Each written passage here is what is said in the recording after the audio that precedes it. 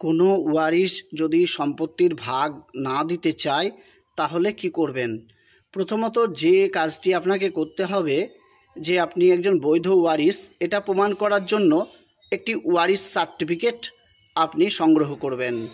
পাশাপাশি আপনার যে ওয়ারিশ সম্পত্তিটি রয়েছে তার যে ডকুমেন্ট অর্থাৎ ল্যান্ড ডিড, দলিল বা পর্চা, এগুলো আপনাকে সংগ্রহ করতে হবে।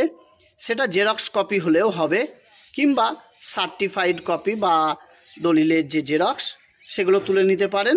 আর দলিল যদি না থাকে তাহলে আপনার পর্চার তথ্যটা আপনি নিতে পারেন। সেটা বাংলার ভূমি থেকে আপনার যে দাগ নম্বর, সেই দাগ নম্বর অনুযায়ী আপনার বাবার যে সম্পত্তি বাবার নামে রয়েছে সেটা ওখান থেকে দেখাতে পারলেই হবে। তারপরে এই ডকুমেন্টগুলো নিয়ে আপনারা একজন অভিজ্ঞ আইনজীবীর মারফত পার্টিশন স্যুটের মামলা করবেন।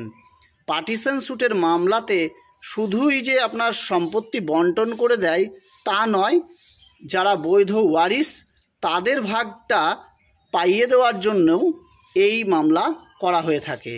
আপনারা এই মামলাটা খুব সহজেই সিভিল কোর্টে দায়ের করতে পারবেন। তবে যে ডকুমেন্টগুলোর কথা বললাম সেই ডকুমেন্টগুলো কিন্তু অবশ্যই লাগবে। কোনো মৌখিক কথার ভিত্তিতে কখনোই মামলা করা যায় না।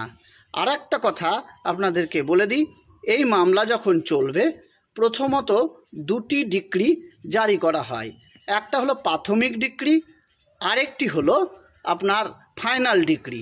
প্রাথমিক ডিক্রির ক্ষেত্রে দেখা হয় যে সর্বপ্রথম আপনি একজন বৈধ ওয়ারিশ কিনা, কারণ ওয়ারিশ সম্পত্তিতে প্রত্যেক ওয়ারিশের সমান অধিকার রয়েছে এবং প্রত্যেক ভূখণ্ডের অধিকার প্রত্যেক ওয়ারিশের রয়েছে।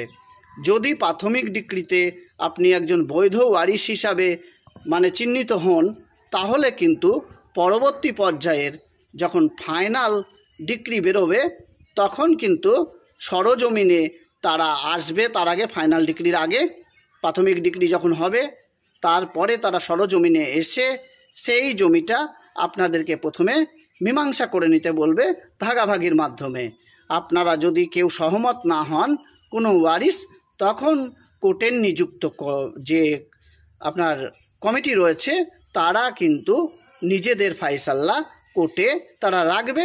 সেই অনুযায়ী আপনাদেরকে বন্টন কোর্ট নিযুক্ত কমিটি যা বলেছে সেই অনুযায়ী করা হবে। এইভাবেই পার্টিশন স্যুটের মাধ্যমে যে কোনো ওয়ারিশ তার ভাগ পেতে পারেন। ধন্যবাদ।